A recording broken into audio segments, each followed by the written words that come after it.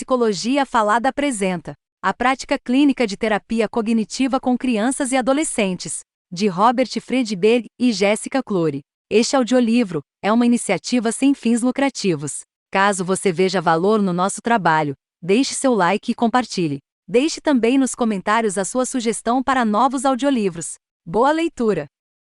Capítulo 9 Aplicações criativas da terapia cognitivo-comportamental. Neste capítulo, apresentamos várias aplicações criativas de terapia cognitiva. O capítulo começa com a narração de histórias e continua com descrições de várias aplicações de terapia recreativa. Também exploramos o uso de jogos, livros de histórias e livros de exercícios de base cognitivo-comportamental. Além disso, é apresentada uma variação da resolução do problema envolvendo a confecção de máscaras, e são sugeridas intervenções baseadas em artes manuais. O capítulo termina com um exercício cognitivo-comportamental planejado para eliminar a autoculpa excessiva.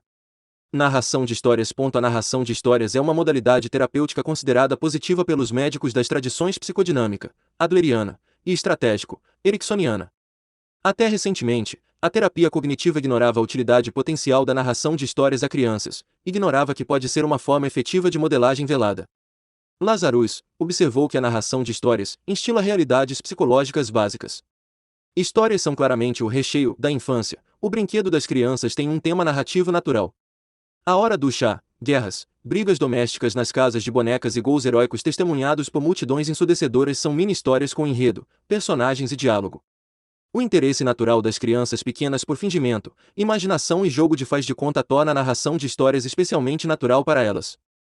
Em comparação com uma abordagem psicodinâmica da narração de histórias, que focaliza o significado simbólico e a interpretação de conflito intrapsíquico, a ênfase na abordagem cognitivo-comportamental está na resolução de problemas, na percepção de relacionamentos, nas visões do ambiente e nas autoafirmações das crianças. Examinar os padrões de pensamento, a resolução de problemas e as reações emocionais dos personagens inventados por uma criança pode ser muito produtivo, e focalizar os estados interiores dos personagens, como seus desejos, medos e motivações, revela o mundo interior das crianças. Reconhecer as habilidades que o personagem deve construir para resolver o problema ou o conflito na história pode orientar os posteriores esforços terapêuticos dos clínicos. Além disso, investigar os elementos que bloqueiam as soluções produtivas é uma prioridade clínica. A informação da história pode refletir a percepção de pressões internas e externas das crianças sobre a resolução do problema. Kershaw observou que quando soluções são incluídas nas histórias, os terapeutas são aconselhados a examinarem se elas são ou não efetivas, convenientes e adequadas. Finalmente, a facilidade e a efetividade da resolução do conflito dentro da história podem refletir o senso de competência ou de controle das crianças. Seguimos os procedimentos básicos de Gardner para a narração de histórias terapêutica. A criança é encorajada a contar em um gravador uma história que ela nunca tenha ouvido antes, instruída que a história deve ter começo, meio e fim e uma lição ou moral. A lição tipicamente dirige a atenção do clínico para o tema psicologicamente mais presente. O terapeuta então sucede à história da criança com uma história sua que ofereça uma resposta de enfrentamento mais adaptativa ou uma resolução mais produtiva. Gardner ofereceu algumas sugestões para crianças que têm dificuldade em construir uma história ou em manter seu fluxo. Ele recomendava a narração de história gradual, na qual o terapeuta inicia a história, para então estimula a criança a continuá-la. Quando a criança vacila, o terapeuta pode pegar a linha da história, parar, estimular novamente, e assim por diante. Lawson também dá várias ideias para os terapeutas considerarem que podem atrair as crianças ao processo terapêutico e tornar a narração uma técnica mais bem-vinda e aconselha-os a falar mais lentamente que o normal e em um tom mais baixo, para envolver mais completamente as crianças. Além disso, sugere incluir predicados sinestésicos e auditivos nas introduções às histórias, por exemplo, incorporar várias modalidades sensoriais. O vento soprou e assobiou através da floresta pode envolver as crianças. Prestar atenção à forma como pessoas significativas são representadas e descritas na história pode ser bastante significativo terapeuticamente. Vários autores sugerem perguntas para explorar as histórias das crianças, tais como a forma como figuras parentais e de iguais são descritas. As figuras parentais são sustentadoras, competentes, disponíveis, rejeitadoras, amorosas ou ameaçadoras. Os iguais são descritos como amistosos, hostis, competitivos ou competentes. Além disso, esses personagens separados refletem motivações concorrentes da criança.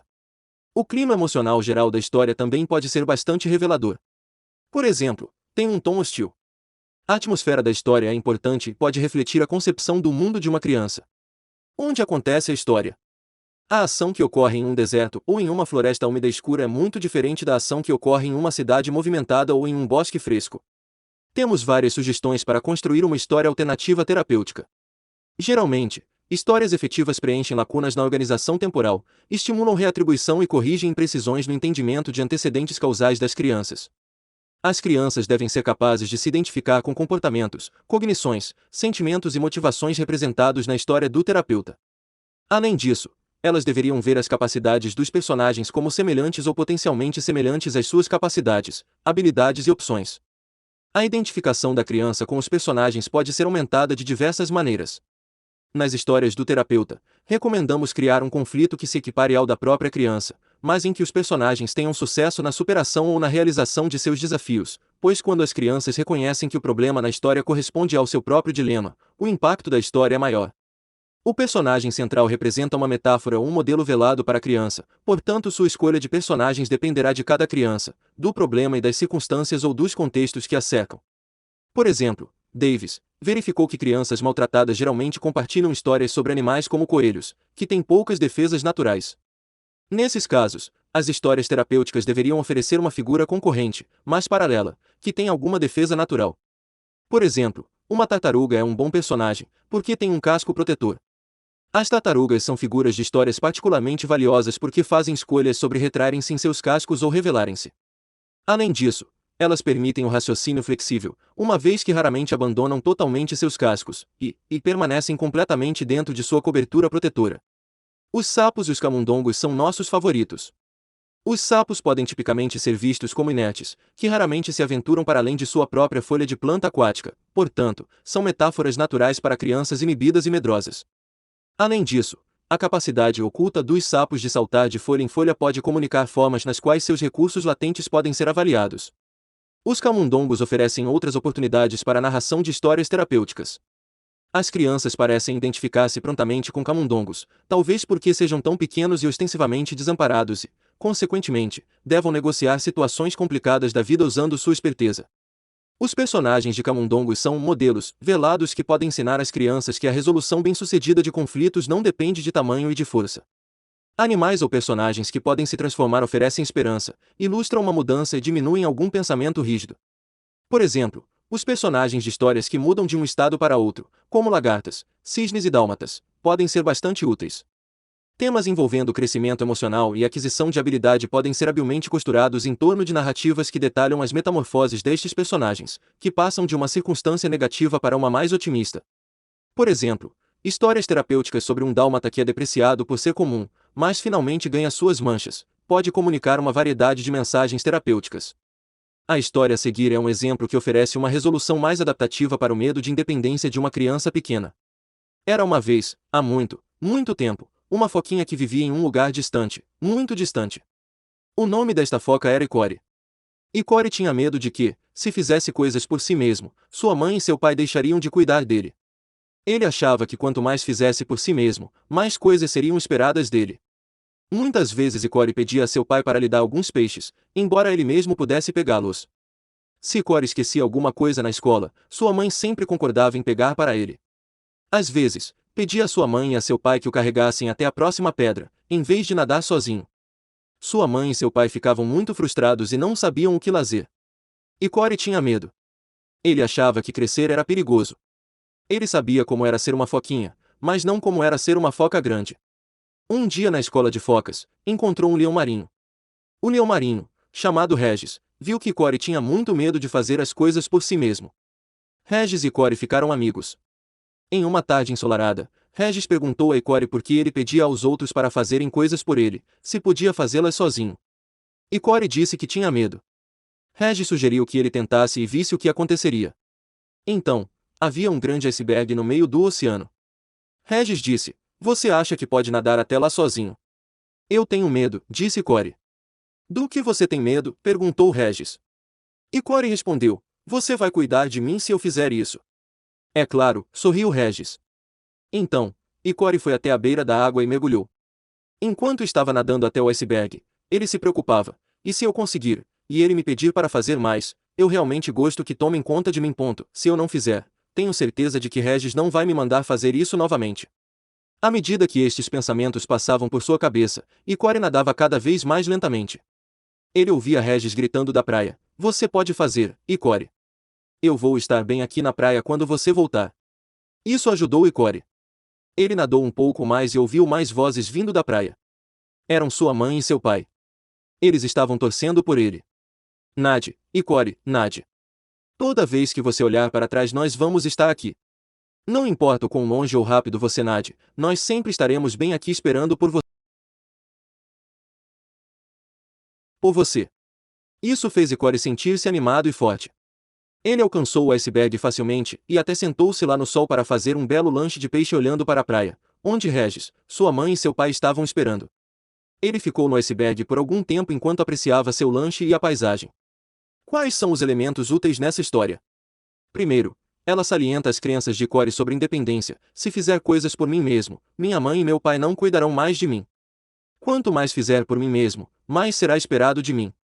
Segundo, Icore é um modelo de enfrentamento. Ele não atingia facilmente seus objetivos, tinha que lutar para fazer as coisas darem certo. Terceiro, a história gera lições ou contra-imagens simples: "As pessoas o amarão se você fizer coisas por si mesmo." Crescer não é perigoso e tem suas próprias recompensas. Criar um livro de histórias para acompanhar a técnica de narração também é produtivo. Questemba 1 sugeriu usar uma agenda de folhas soltas ou um fichário para construir um livro de histórias. Assim, as crianças podem acrescentar novas histórias toda semana. A revisão das histórias lhes dará uma perspectiva palpável do progresso. Além disso, poderia ser acrescentada uma seção na qual o terapeuta e a criança anotariam o que foi aprendido de cada história. De fato, Gonçalves sugeriu que atribuições de tarefa de casa baseadas em histórias potencializam seu impacto. Convidamos as crianças para experimentarem as estratégias contidas na história. Elas poderiam então registrar suas experiências no arquivo ao lado da história apropriada. Aplicações de terapia recreativa. Na terapia recreativa cognitivo-comportamental, os terapeutas são ativos, dirigidos ao objetivo e usam o brinquedo para modificar pensamentos, sentimentos e padrões de comportamento problemáticos. O brinquedo é o meio pelo qual os diálogos internos imprecisos são evocados e métodos de enfrentamento mais adaptativos são ensinados. Você pode usar o brinquedo para ajudar a ensinar uma habilidade difícil, como dividir a torta de responsabilidade, discutida no capítulo 8, usando argila para explicar o processo. Por exemplo, um pedaço de argila pode ser dividido em peças separadas, cada uma das quais representando uma porção de responsabilidade percebida. As crianças são, então, capazes de ver uma representação concreta, visual, do processo de atribuição de responsabilidade. O seguinte diálogo exemplifica o processo. Terapeuta: "Nós listamos todas as coisas que você acha que fizeram para ignorá-la. Agora o que precisamos fazer é imaginar quais dessas coisas são as maiores razões. Vamos brincar com um pouco de argila para imaginar isso. O que lhe parece?" Leia: "Posso usar a argila?" Terapeuta: "Claro." Leia: "Isto é pegajoso." Terapeuta: "O que precisamos decidir é quanto deste bolo de argila deveríamos dar para cada razão que você apresentar para ter ignorado você." Leia: "Enrolando a argila em uma grande bola." Tudo bem. Terapeuta: "Vamos usar esta faca de plástico para cortar os pedaços. Quanto deveríamos dar ao fato de Per estar cansada?" Leia: "Tudo isto." Corta fora aproximadamente 20%. Terapeuta: "Quanto deveríamos dar a Per e a Susan por estarem conversando uma com a outra e não ouvindo você?" Leia: "Este pedação." Corta uma fatia de aproximadamente 40%. Terapeuta: "Vamos ver. Qual era a nossa próxima?" Leia: "Ela estava com pressa para chegar na sua cadeira antes de a professora entrar." Terapeuta: "Certo. Corte uma fatia para esta razão." Leia: "Corta aproximadamente 30%. Terapeuta: "E este pedacinho que sobrou?" Leia: "O quanto ela não gosta de mim." Para terapeutas que não gostam de argila, pode ser uma sujeira. Um procedimento semelhante pode ser feito com círculos de papelão e um par de tesouras. A criança gera uma lista de explicações e então corta do círculo o pedaço que corresponde à quantidade atribuída. A razão é escrita em cada pedaço da torta. Desse modo, a criança tem uma forma palpável de acompanhar o processo de reatribuição. O brinquedo de fantoches presta-se maravilhosamente a aplicações de terapia cognitiva, estimulando diálogos socráticos e procedimentos autoinstrutivos. Os fantoches podem ser comprados ou feitos durante a sessão. Em nosso trabalho com crianças no Prevent Initiate and Depression no Youth Program, fazemos livre uso de fantoches de saco de sanduíche. Os fantoches de saco de sanduíche são simples de fazer. A criança desenha um personagem ou cola um feito de papel colorido na parte de baixo de um saco de sanduíche. A seguinte transcrição mostra como os terapeutas podem usar fantoches no treinamento autoinstrutivo. Terapeuta: com que fantoche você quer brincar, Estela? Estela: vou pegar o lobo. Terapeuta: vamos ver, eu vou pegar a ovelha. Estela: ele é uma gracinha. Eu tenho um igual em casa. Terapeuta: vamos encenar uma peça de fantoches. Sobre o que ela deveria ser. Estela: eu não sei. Eu só quero brincar. Terapeuta: que tal fazermos uma peça sobre estar com raiva? Estela: tudo bem. O que vamos fazer? Terapeuta: sobre o que o lobo e a ovelha poderiam estar discutindo. Estela: talvez o lobo esteja irritado porque a ovelha age como se fosse melhor do que ele. Terapeuta: certo. Vamos começar. Estela: grr, eu vou comer você e morder você, porque você acha que é tão especial. Eu odeio você, sua ovelha estúpida. Terapeuta: você é assustador. Eu vou fugir. Estela: eu vou te alcançar porque sou forte e rápido. Terapeuta: por que você está tão irritado comigo? Estela: eu não sei. grr, tenta morder a ovelha. Terapeuta: estou com tanto medo e confusa. Estela: ótimo. Terapeuta: Estela, este é um bom lugar para ver se podemos ensinar ao lobo algumas das habilidades que estivemos aprendendo. Pegue um fantoche que possa ser a professora. Estela: este parece uma professora. Pega um urso. Terapeuta: você quer ser o urso e ensinar o lobo a lidar com seus sentimentos de raiva e a fazer amizades. Estela: não, você faz isso. Eu vou ser só o lobo. Terapeuta: que tal nós dois fazermos isso? Estela: tudo bem. Terapeuta: finge ser o fantoche urso. Estela: grr. Eu não gosto de você, sua ovelha estúpida. Terapeuta: oh não, lá vamos nós de novo. Estela: eu vou caçar você. Terapeuta: como urso novamente agora, espere um minuto, lobo. Como você está se sentindo? Estela: com raiva. Eu vou pegar aquela ovelha. Terapeuta: lobo, o que você quer mostrar para a ovelha? Estela: que eu estou no poder. Ela não é melhor do que eu. Se ela não quiser ser minha amiga, então eu vou mordê-la. Terapeuta: entendo, lobo. Você quer fazer amizade com ela, mas acha que ela pensa que é melhor. Estela: sim.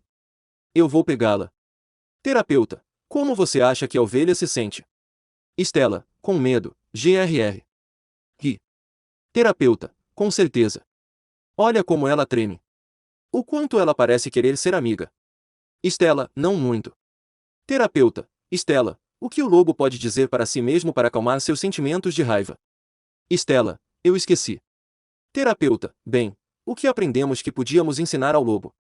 Estela: as coisas que eu digo para mim mesma.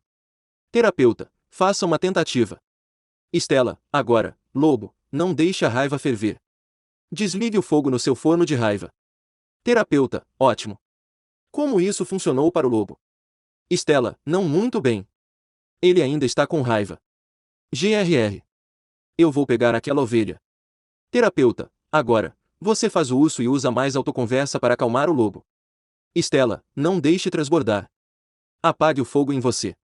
Neste exemplo, Estela e seu terapeuta aproveitaram a oportunidade para substituir declarações mal adaptativas pelas declarações de enfrentamento aprendidas anteriormente na terapia. O brinquedo de fantoche também promoveu a aquisição de declarações de enfrentamento adicionais, PEs, não perca o controle. Apague o fogo em você. Jogos infantis populares também prestam-se primorosamente à terapia recreativa cognitivo-comportamental. São bons instrumentos porque geralmente envolvem um componente de solução do problema e, uma vez que abordam pressões de desempenho, são emocionalmente estimulantes. Terapeutas cognitivos usam esses jogos como um estímulo para identificar pensamentos e sentimentos, corrigir padrões de pensamento mal adaptativos e melhorar habilidades sociais. Frequentemente, os terapeutas perguntam se deveriam deixar uma criança vencer jogos. Deixar uma criança vencer ou não depende do que você está tentando ensinar a ela. Se a criança tem baixa tolerância à frustração e é uma má perdedora, precisa praticar a tolerância de derrota. Por exemplo, Sunny chutava a mesa e ficava emburrada quando perdia no jogo de damas. Deixá-la vencer não lhe ensinaria nada, enquanto suas derrotas eram oportunidades de aprendizagem em que poderia aplicar suas habilidades de enfrentamento. Se a criança é tímida e lhe falta autoeficácia, uma discreta distração por parte do terapeuta pode ser inócua. Por exemplo, Benny achava que não era bom jogando basquete e não se permitia fazer um arremesso. O terapeuta errou deliberadamente vários arremessos, o que permitiu que Benny encontrasse coragem para fazer um arremesso longo. Entretanto, deixar a criança vencer não deve ser uma atitude transparente, por isso, equilíbrio é fundamental. O jogo deve refletir as contingências da vida, às vezes você vence e às vezes perde. A trapaça durante um jogo é outro dilema que preocupa os terapeutas. Não permitimos trapaças durante um jogo, pois isso transmitiria a mensagem errada à criança. Além disso, o comportamento trapaceiro está frequentemente incutido em seus problemas atuais.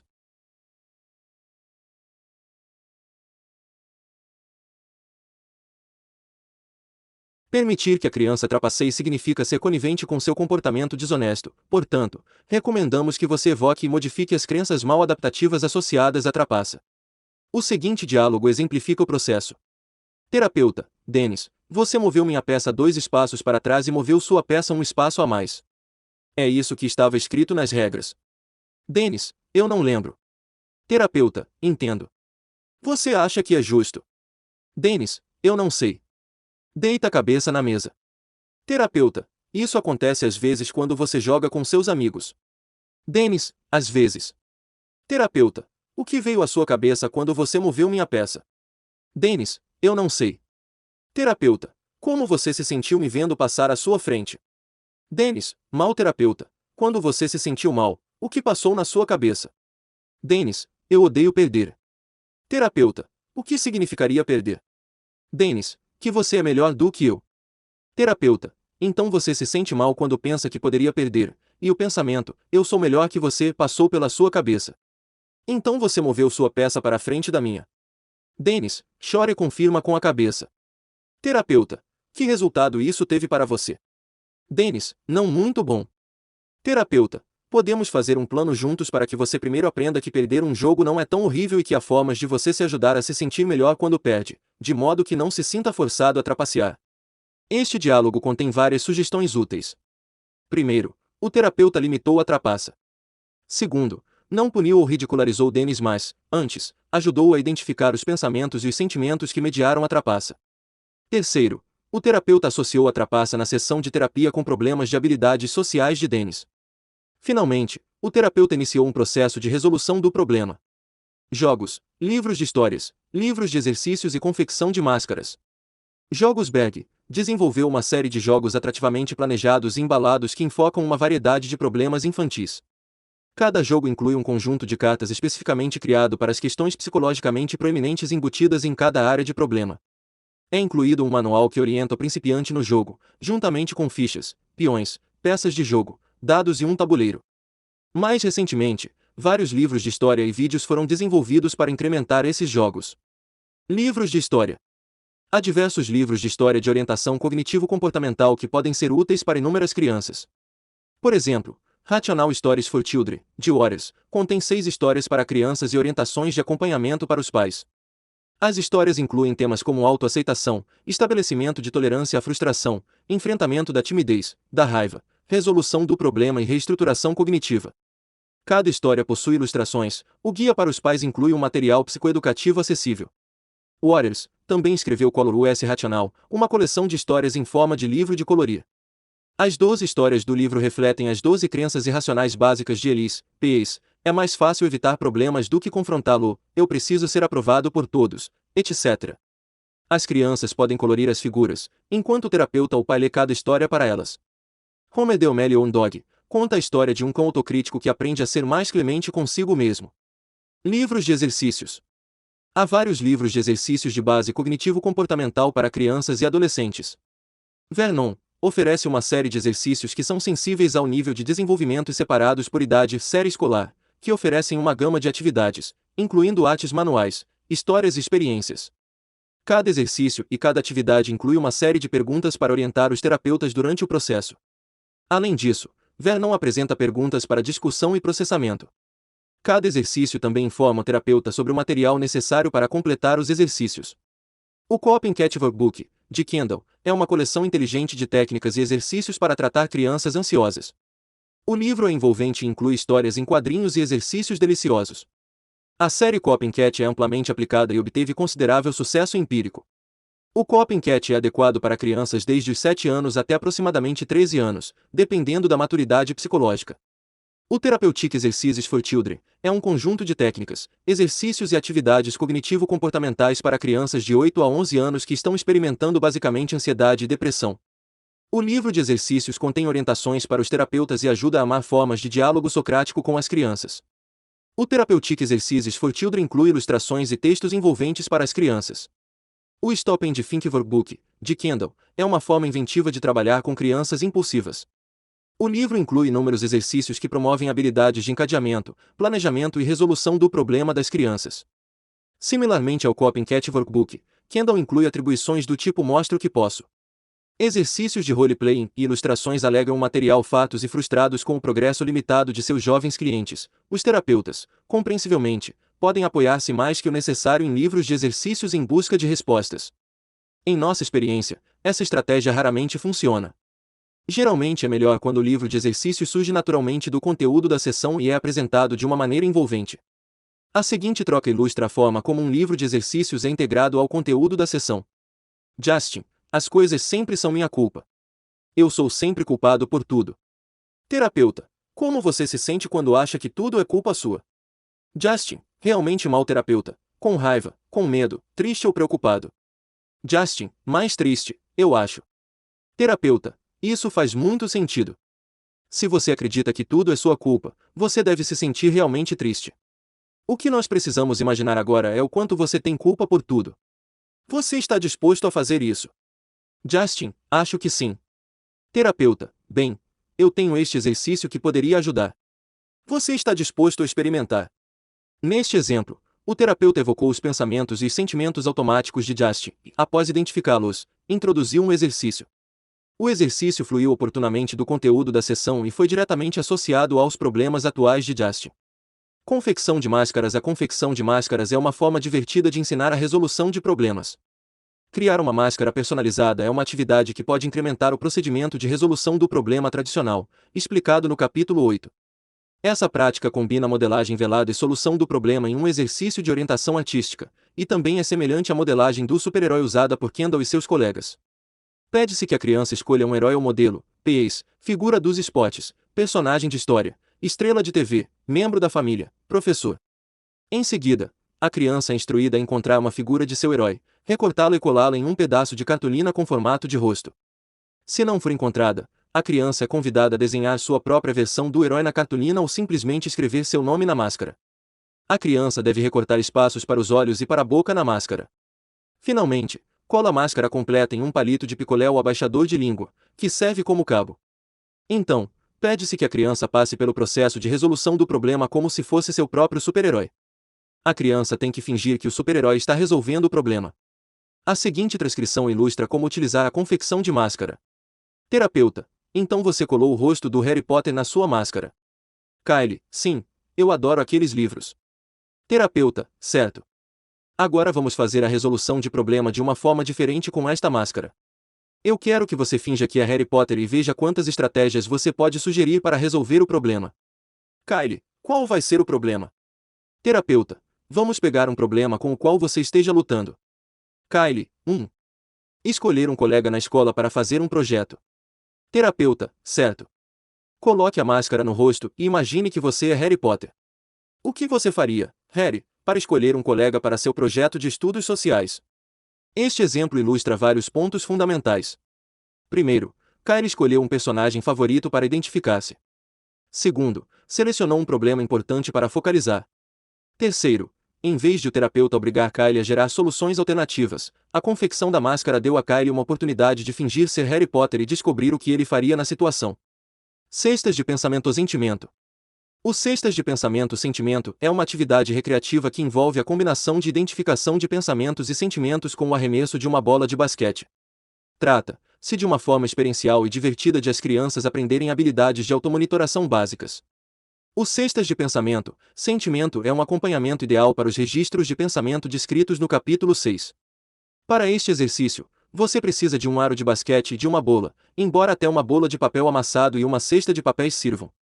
Ao jogar o Cestas de Pensamento-Sentimento, a criança é instruída a compartilhar seus pensamentos e sentimentos antes e depois de fazer seus arremessos.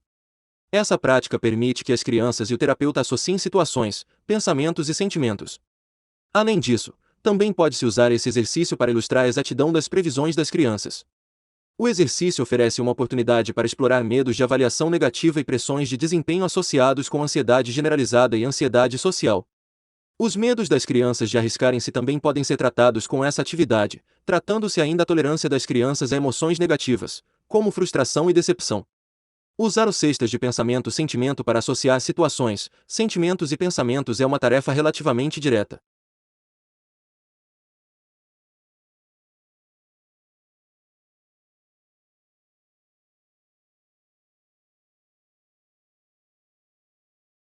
Enquanto a criança prepara-se para arremessar, peça-lhe para definir o evento ou a situação. P. O que está acontecendo? A criança responde dizendo: eu vou arremessar a bola. Em seguida, pergunte como ela está se sentindo. P. Ansioso. E o que está passando pela sua cabeça? P. Eu vou errar e você vai achar que eu não sei jogar. Após a criança arremessar a bola, peça-lhe para registrar situações, pensamentos e sentimentos em um dos vários diários de pensamento discutidos no capítulo 6. Em resumo, a criança diz ao terapeuta a situação, o sentimento e o pensamento, arremessa a bola e então registra esses elementos em um diário de pensamento. O exercício também pode ser usado para testar as previsões incorretas das crianças. Antes de arremessar, a criança prevê se irá converter ou errar o arremesso. Ao arremessar, está na verdade testando sua previsão. Se prevê que irá errar e logo depois faz a cesta, você pode processar essa experiência usando perguntas como: item como é ver sua previsão não se realizar? Item você fez outras suposições sobre seu desempenho. Item com que frequência elas se realizam. Item com que frequência suas previsões são incorretas. Item você acha que suas estimativas também podem ser equivocadas em relação a outras coisas. Se uma criança prevê que irá errar o arremesso e de fato erra, você tem mais uma oportunidade de intervir. Nesse caso, a criança pode ser ajudada a ver que, embora tenha errado um arremesso, também tem uma chance de arremessar novamente. Além disso, você pode ajudá-la a explorar se ocorreram consequências de seu arremesso errado, e os outros riram dela ou a criticaram por ter errado o arremesso. O exercício cestas de pensamento-sentimento pode minimizar o medo de avaliação negativa e preocupações de desempenho. Os arremessos de basquete são exatamente o tipo de atividade que crianças socialmente ansiosas temem, portanto o exercício pode ser usado como uma experiência de exposição gradual. Algumas crianças podem temer a natureza pública da tarefa. Outras ficam ansiosas em relação a errar arremessos ou parecer tolas. Você pode evocar as previsões negativas e usar a atividade com um teste comportamental de exatidão. A seguinte transcrição ilustra a forma como os terapeutas podem processar essa atividade. Terapeuta: Jimmy, você parece nervoso por ter que arremessar. Jimmy: não, eu não estou. Terapeuta: o que está passando pela sua cabeça neste momento? Jimmy: sei lá. Talvez a bola não chegue até a tabela ou bata no aro e não entre. Terapeuta: como você se sente em relação a isto? Jimmy: nervoso. Terapeuta: então quando você acha que a bola vai desviar e você fica nervoso, o que espera que aconteça? Jimmy: talvez você ria e ache que não sou bom no basquete. Terapeuta: se eu rir e achar que você não é bom no basquete, o que vai acontecer? Jimmy: eu vou ficar envergonhado. Terapeuta: o que acha que vou pensar? Jimmy: que sou um pateta e que não sei jogar. Que pareço engraçado enquanto arremesso. Terapeuta: isso é bastante assustador. Você estaria disposto a fazer alguns arremessos comigo e ver se podemos resolver estes pensamentos? Jimmy: tudo bem. Ele arremessa e a bola entra. Aê, 2 pontos. Terapeuta: tente outro arremesso. Jimmy arremessa e erra. Terapeuta: má sorte. Agora espere um segundo. O que você achou que eu pensaria? Jimmy: que sou um bobo e pareço engraçado quando arremesso. Terapeuta: você quer verificar isso e me perguntar? Jimmy: bem, o que você pensou? O que é importante em relação a este diálogo? Primeiro, o terapeuta usou o jogo para identificar os pensamentos e os sentimentos de Jimmy, que se sentiu desconfortável em relevar suas previsões negativas e os sentimentos associados a elas. Segundo, o jogo ofereceu uma oportunidade não ameaçadora de testar previsões. Jimmy foi capaz de examinar suas previsões em um contexto de aqui e agora. Que outras possibilidades terapêuticas apresentam-se neste exercício? O terapeuta poderia preferir fornecer a Jimmy feedback desconfirmando suas expectativas negativas. P.s. não, eu não pensei que você era um pateta. Outra estratégia seria ajudar Jimmy a preparar-se para a possibilidade de feedback negativo. P.s. suponha que eu tivesse pensado que você era um pateta. O que isso significaria? Como você saberia se eu estava certo? Como minha opinião define como você é? Dessa forma, Você poderia ajudar Jimmy a desenvolver meios de lidar com provocações se outras crianças zombassem dele. Exercícios de impressão. Marcador de página de pensamento-sentimento. O marcador de página de pensamento-sentimento e o relógio de pensamento-sentimento são atividades de orientação artístico-manual designadas a aumentar as percepções das crianças em relação à variabilidade. O marcador de página de pensamento-sentimento é uma técnica de impressão que também inclui um componente auto-instrutivo. A metáfora do marcador de página contribui para a função de impressão. O ponto fundamental é ajudar as crianças a perceber que o lugar em que colocam um marcador de página em um livro muda com o tempo e com a atividade. Da mesma forma, pensamentos e sentimentos mudam com o tempo e com a atividade. A metáfora é apresentada às crianças de maneira semelhante ao exemplo apresentado a seguir. Você gosta de ler? Eu também gosto de livros. Como você marca a página em um livro? Eu uso um marcador de página. Você sabe, há uma coisa especial em relação a marcadores de página.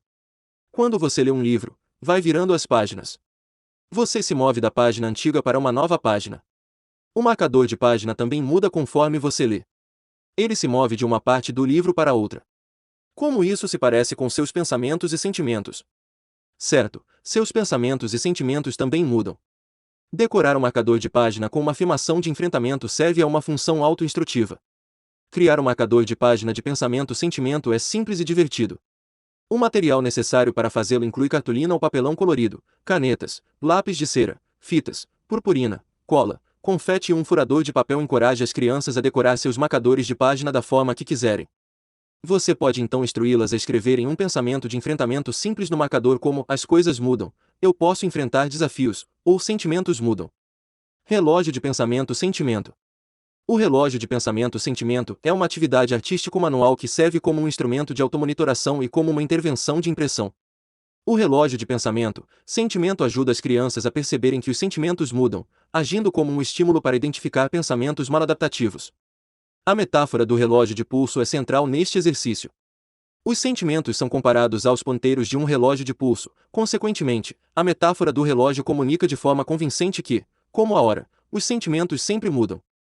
Os ponteiros do relógio de pulso simbolizam a hora do relógio, enquanto os ponteiros no relógio de pensamento-sentimento significam a hora emocional. Você poderia apresentar o relógio de pensamento-sentimento de uma maneira semelhante à apresentada a seguir. Eu gosto muito de relógios. E você? A coisa que mais gosto nos relógios é a forma como se movimentam. Os ponteiros nunca ficam parados. Você já percebeu isso? Dê uma olhada num relógio de pulso ou de parede. A única vez que os ponteiros não se movem é quando o relógio está estragado. Os ponteiros em um relógio que está funcionando movem-se mesmo durante um longo dia. Juntos, vamos fazer um relógio de pensamento-sentimento para lembrar que pensamentos e sentimentos mudam. Em vez de números, no relógio, vamos desenhar rostos de sentimento nele. O relógio de pensamento-sentimento pode ajudar as crianças a captarem os pensamentos e as imagens que moldam seus sentimentos. Por exemplo, a criança poderia ser convidada a escrever seus pensamentos quando os ponteiros do relógio apontassem para diferentes sentimentos. Além disso, o terapeuta e a criança poderiam jogar um jogo no qual a criança move os ponteiros do relógio para diferentes sentimentos e então representa uma situação na qual eles surgem. Finalmente, a criança poderia girar os ponteiros do relógio para diferentes rostos de sentimento e praticar o desenvolvimento de pensamentos de enfrentamento quando esses sentimentos ocorressem. Fazer o relógio de pensamento-sentimento é fácil. Serão necessários papel colorido, canetas, pino de metal de 2 pernas, pedaços de velcro e um bastão de cola. Você pode recortar antecipadamente o papel colorido em um círculo de tamanho médio para a face do relógio, uma forma em ponta para um ponteiro do relógio e um retângulo estreito e longo do tamanho do pulso da criança para a pulseira. A criança desenha rostos zangados, tristes, apavorados e felizes sobre o círculo em 12, 3, 6 e 9 horas. O ponteiro do relógio, sua face e sua pulseira são presos pelo pino de metal. Finalmente, os pedaços de velcro são colados nas extremidades da pulseira. A figura 9.1 mostra os materiais e um relógio de pensamento-sentimento pronto. Visto que esta é uma atividade não verbal, pode ser especialmente útil com crianças que inicialmente hesitam em expressar seus sentimentos. Por exemplo, após completar o relógio, a criança poderia apontar para o sentimento em seu relógio, em vez de ter que dizê-lo em voz alta. Além disso, se ela desenha os próprios sentimentos no relógio, tem mais probabilidade de identificá-los do que a rostos de sentimentos pré-impressos, portanto o relógio de pensamento-sentimento pode ser um sucesso com crianças relativamente inexpressivas. Registro: assuma o controle, ocupe a si mesmo. O registro Assuma o Controle ou Culpe a Si Mesmo é um exercício de impressão planejado para ajudar crianças a diminuir atribuições excessivamente punitivas. Seu objetivo é fazer com que as crianças assumam o controle ou o comando de seus sentimentos sem se culparem ou evitarem responsabilidade pessoal. O registro tem 6 autoafirmações encerradas em um balão de pensamento, ver figura 9.2. Embaixo de cada um estão as opções Assuma o controle e Culpe-se. Pede-se então que a criança trace uma linha do pensamento para uma das opções, mostrando se o pensamento é uma forma de assumir o controle ou de culpar-se.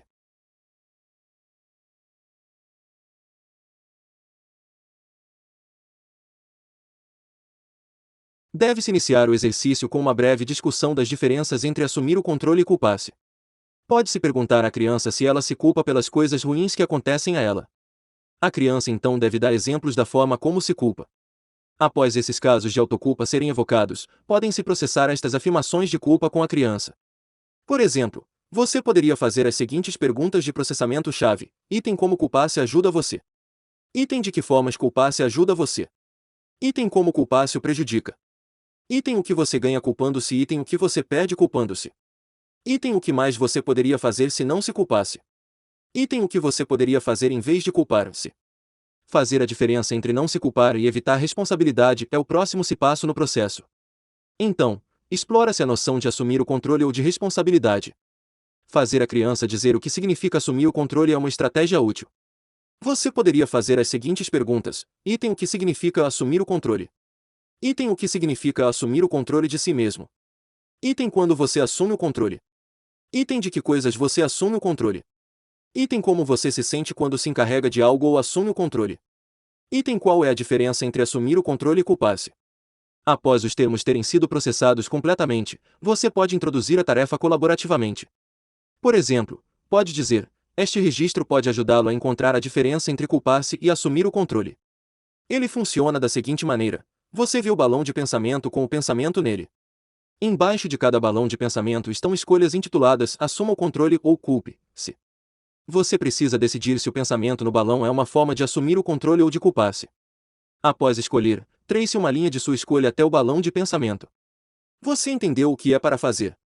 O terapeuta e a criança devem discutir o item para que a criança tenha uma oportunidade de explicar cada resposta e o terapeuta possa esclarecer qualquer confusão. Além disso, após a tarefa ser completada, ambos deveriam, cada um, resumir a tarefa e concluir. O terapeuta poderia fazer as seguintes perguntas para facilitar a conclusão. Item como foi fazer este registro. Item do que você gostou em relação a este registro. Item do que você não gostou. O que você aprendeu com este registro? A partir do registro Assuma o Controle ou Culpe-se, a criança começará a determinar os eventos que estão e os que não estão sob seu controle. Esse exercício permite que as crianças reconheçam a diferença entre culpar-se destrutivamente e adotar feedback corretivo levando a uma mudança produtiva. Conclusão. Crianças e adolescentes podem não se envolver imediatamente em técnicas tradicionais. Neste capítulo, apresentamos as várias maneiras como modificamos algumas abordagens cognitivas tradicionais.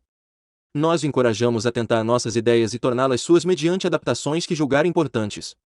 A narração de história, a terapia recreativa, as atividades artístico, manuais, os fantoches e os jogos de tabuleiro são apenas algumas formas de animar a terapia. O ponto fundamental é torná-la divertida. Embora você possa trabalhar com crianças que tenham emoções angustiantes e difíceis, a terapia não tem necessariamente que ser sombria e sem graça. De fato, em nossa experiência, descobrimos que, se crianças e adolescentes virem as sessões como muito clínicas, elas se tornam menos terapêuticas. Nós o incentivamos a usar as habilidades apresentadas nos capítulos sobre conceitualização de caso e estrutura da sessão para formular e focalizar uma estratégia de intervenção criativa. Divirta-se experimentando as técnicas. O espírito de aventura é contagioso, e as crianças receberão bem a abordagem de habilidades de enfrentamento. Ento.